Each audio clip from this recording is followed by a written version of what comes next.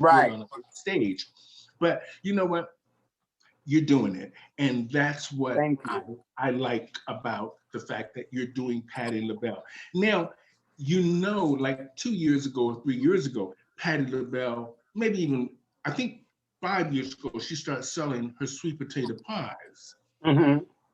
Now, you know, everybody has made all kinds of sort of jokes or this and that about the pies and all kinds of things. But for some reason, 2 years ago, I think the boy's name is Cedric. He went on YouTube just playing around. I think because Patty was his idol, and he went and got the sweet potato pies from Walmart, Hmm. and he came home and he did this little satire about eating the Patti LaBelle pie, and it Hmm. just doing all the screeching and this, you know, the sounds she makes. Now, I like the fact that he did what he did for his idol and for the fact of just he saw an opportunity to either make himself famous or just was just being funny and it just went viral. The Hmm. thing about the eating the pie and then screaming. What did you think of that? I know you've seen the Um, story. I did see the one with James. I don't know the Cedric guy, but I did see the one with the guy James Wright. I know James. Me and James been in the same area, like grew up together for years, so we've been knowing each other for at least 15 years. Mhm. When he did the video and it went viral, I was happy for him because that's my friend, and I was happy Mhm. for her so people could finally know that she has stepped out there. And you know, it was just great. But I knew her pies is out, and I've been to a couple of Walmarts, and I wanted to just see them, but they was always gone. So she was doing pretty good with the sales. But when he came, we did the video, then it went viral, and all of that. I was happy for both of them on both sides. You know, Wonderful. so Now, now I see that you have been. I saw the show. Where were you at when you were doing the show? And you looked like you was in an arena or a gigantic theater, and you were doing the Patty with the long purple coat with the feathers, or oh, I was in. I think that was London. you know I was that there. I think we was in London at that time. that must have felt incredible. It was, you know, and that wasn't like the first time I was able to perform her in something really big like that. But Hmm. to actually have that on camera, like from start to finish, it was just mind blowing because you know when you impersonate your characters and stuff, little things that they do that you just wish, oh, I wish I had that moment just to be able to walk, you know, through the crowd when it first opened up, like a concert form or you know whatever it was. Uh-huh. And the fact that I was able to have Latrice's husband Christopher record that for me, and he was right behind me and got a glimpse of everything. It was amazing. My mom seen it; she loved it. My aunties, because they were like, "Oh my gosh, all them people!" Like, whoa, because it was a lot of people. But it felt good to be able to do that. You know, to live You out know, the my good thing dream. about that, Jasmine, is this: is that you worked at it and you got what you wanted from it. Hmm. And the Hmm. audience responded to you like you were the real Patti LaBelle. I And know. that is an amazing thing. And you know It's a what? beautiful feeling. Yeah, queens need that more often Hmm. because they have worked very hard impersonating celebrities and just the art of drag in general. And these Hmm. big theaters and the way things are going now is what the queens really needed. It's about time that they get to live these extraordinary lives because they've done the groundwork. And Exactly. I'm just so happy that you are getting that. And Thank you so much. I know it's not easy because I know these queens and I know how even the social media can be towards us. But you know Hmm. what? I like the fact what is some of your best moments that you feel now? What are some of your best moments that you're doing these shows all over the world now? What are some of your best moments? Um, Not to sound, I guess what, cliche. I think every moment is my best and favorite moment because it's all new to me. You know, I'm in a whole. I always cherished and valued anytime I performed and the things that was going on. I paid attention. I made sure I was always in the moment. But once I was Mhm. able to live the second part of the dream, you know, where I could have the big old audience there watching me, um, I think all of it is because everything is something different. You know, it's always a different feeling. It's always a different outcome. The number could be the same song, but the movement's going to be different. Is you know, it's just everyone is special to me. I don't think I have one particular one because they all been like mind blowing to me. Mhm. Um, I Things want to I say never. this here. Uh huh. I want to include Chad for just a minute. I Okay. know that you have a huge fan base. Mm-hmm. Now, we know the internet is good and bad. Mm-hmm. And now, what is some of the, you of course you're going to have these supportive fans, and then you're going to have people who support other Patti LaBelle impersonators. Mm-hmm.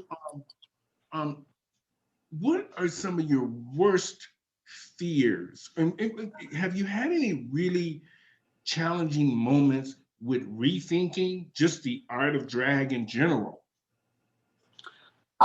No, I haven't. Um, I still be mind blown that this has been my career for so long. My Mhm. job, I haven't been fired. Jasmine would be my favorite coworker. That's a good I thing. haven't been fired. Um, you know, it kept me afloat. It kept me, you know, bills paid, able to do for myself, not ask people. You know, it really kept me happy. Okay. It kept me safe. And you know, Chad is one of my bosses. I've been working with Chad now for maybe 15 years with the Dream Girls Review. So I come You're talking in about with Chad the Michaels. illusion Mhm. and all these other, you know, illusions and Mhm. stuff. That's where I come from. So um yeah, it's all good for me. I never regret doing drag to keep it as a So career. Some people always question it, like, I are you sure you want to do that? A lot of people that'll make it through or whatnot. But then it's like I like it. And I was moving fast in the drag world. So I already seen that, oh, this is gonna be your career. You're gonna really make it through. Just pay attention. When people tell you stuff, listen, you know, Yeah. because I haven't been here that long, but everybody else been here 25 years. I'm only here 4 years. Pay attention. So I mean, I didn't have any bad, you know, I had a really good drag career. It was beautiful from the gates. Now, I want to ask a quick question. I saw Chad, he wanted to ask something. I'm going to wait 1 minute. How did you come up with I'm Jasmine Masters, I have something I want to say? How did you come up with that? I What have no idea. provoked you to come let me tell you. Let me tell you what happened. I was talking to a couple of girls online and stuff. They was asking about, you know, pads and stockings and will you buy this, will you buy that? And I was telling them this, and they was like, thank you, because you know, I live here and the girls don't, you know, really help us out, or we don't know how to get stuff, we don't know anything. So it just really bothered me that, you know, the girls wasn't helping the new generation out. When me, Mhm. myself, when I was coming up, all I got was help, you know, from every Mhm. queen that was around. But if there was something I was doing wrong, something I needed help with, if it was a question, they was always there to help me. So I couldn't wrap my mind around like why nobody's helping each other. So after Mhm. talking to a couple of girls about it for about a week, I just said, you know what, I'm gonna make a video. And I just gonna say, you know, talk about it. But I didn't never know what the title or what I was going to say. I just said I'm Jasmine Masters and I have something to say, and then went from there. It was Brilliant. just press Brilliant. record and Brilliant. go for it. Brilliant. Now, Chad, you want to ask Jasmine something, right? so Yeah. So Jasmine, I've Mm-hmm. actually known of you for years. I actually go to LA regularly. I unfortunately have never gotten to see you perform live, but one of the favorite things that you ever did, which I love, is your Nene leaks. That is like pure talent. I Oh. fucking live for it. Now, here's the thing.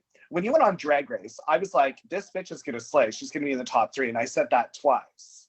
And you went home Mm-hmm. earlier than probably most people had projected, including yourself. Now, do you Mm-hmm. think that this has hurt you career-wise, or do you think that that it's actually even just making it on the show has opened up doors for you? Because my personal mm-hmm. opinion is, if you like a bitch, you like a bitch. If she's funny, she's funny. It doesn't matter where she placed in an event, right? Right. If they're Mm-hmm. talented, they're talented.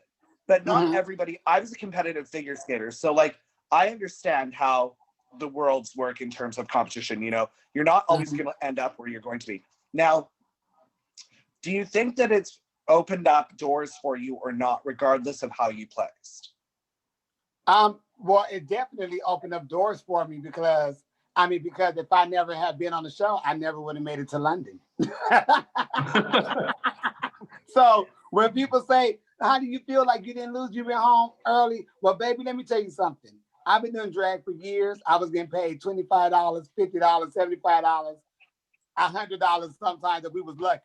I have been working for chump change and making it for years. So if I could get on the show and they're going to pay me more than what I was making around the corner to do what I'm going to do in another state and have some free fun and free trips, I win all around the world, so it didn't close any doors. It opened a lot of doors for me. Now, Jasmine, now that you said that, Right. where do you think we should go now? Like I watched a video the other day when you said that the young children, they need a second career, which is true. Mm-hmm.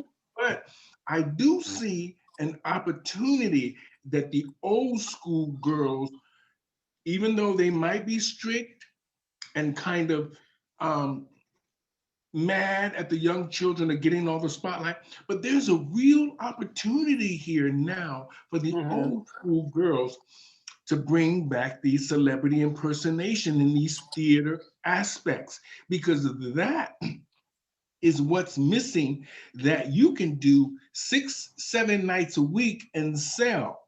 You cannot. Yep. I love RuPaul, but you cannot sell that 6-7 nights a week to the average person. No.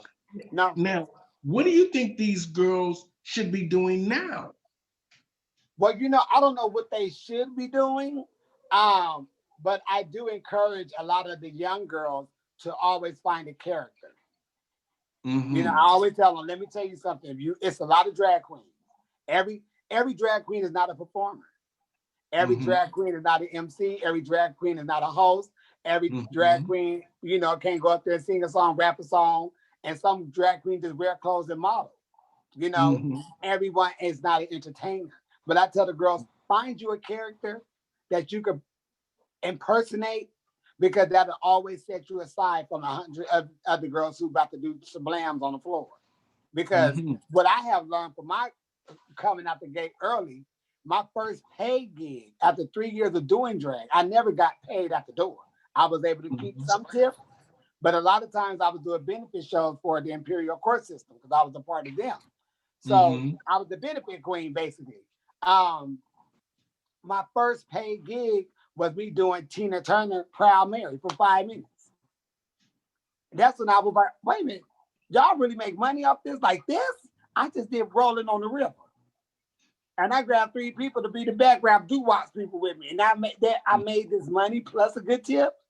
Oh, okay, character is where it's at. So I started